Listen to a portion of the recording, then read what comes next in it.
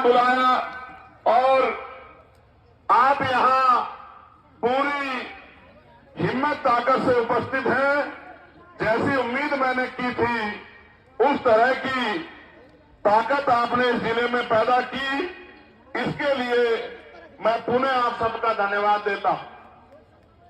मैं यहां उपस्थित क्योंकि मुझे पर्चों की जरूरत नहीं होती, मैं अपनी बात को भाई बैठो, भाई नवीन आप डिस्टर्ब कर रहे हो, आप बैठ जाओ।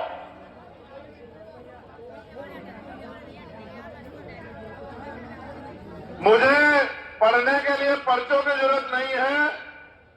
मेरे पास इतना संघर्ष है कि अगले 5-6 घंटे मैं आराम से आपके और अपने बीच बातचीत कर सकता हूं। इतना आशीर्वाद, इतना संघर्ष बाबा साहब अम्बेडकर, मान्यवर काशीराम साहब के आशीर्वाद से, भीम आर्मी के साथियों के सहयोग से मैंने किया। मैं सबसे ज्यादा धन्यवाद दूंगा जिनका खून में, जिन्होंने मुझे ताकत दी है, अपनी माओ बहनों का, जो गांव से लेके और यहां तक जिन्होंने आके मेरे मान को बढ़ाने का काम किया और जिनके आशीर्वाद की वजह से आज मैं जिंदा हूं। मैं अपनी माओ बहनों का बहुत बहुत धन्यवाद करूंगा और आज भी उनसे कहूंगा कि दोनों हाथ उठा के आशीर्वाद दे चंद्रशेखर आजाद को। आपके ये उठे हुए हाथ बहुत सारे विरोधियों के हौसला पस्त करने के लिए काफी है।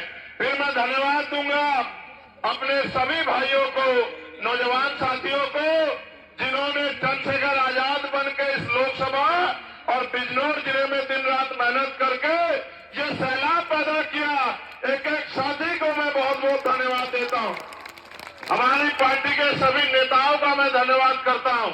मैं चंद्रशेखर आजाद बहुजन समाज में जन्मे सभी संतों, गुरुओं, महापुरुषों को नमन करता हूं और नमन इसलिए करता हूं क्योंकि अगर वो महापुरुष नहीं होते तो शायद आज इस मंच पर प्राइमरी स्कूल के एक मास्टर का बैठा चंद्रशेखर आजाद खड़ा नहीं होता और आपके लिए कुर्सियां नहीं लगी होती, बहुजन समाज का मंच नहीं सजा होता।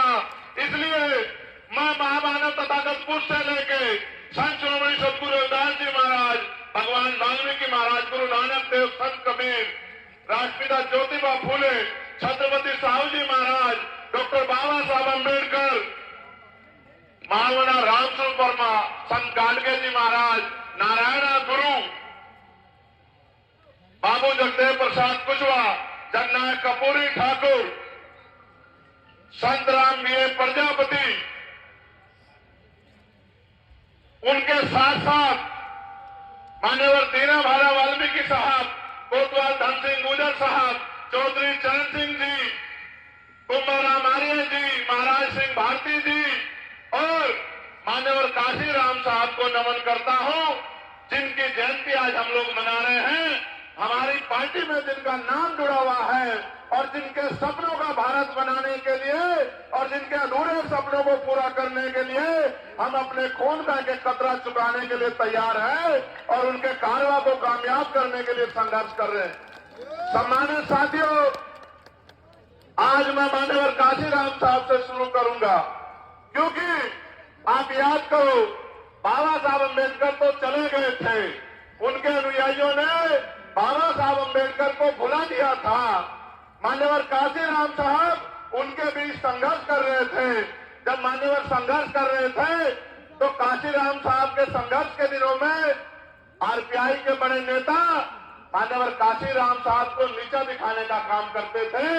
बार बार उनको ये एहसास कराने का काम करते थे कि वो तो नए आदमी हैं, उनको क्या पता है, बाबा साहब का कारवा तो हम लोग चला रहे हैं। लेकिन मान्यवर काशीराम साहब का उदय आप याद करो, उन्होंने बाबा साहब को उस तरह नहीं जाना जिस तरह से उनके लेफ्टिनेंटों ने जाना।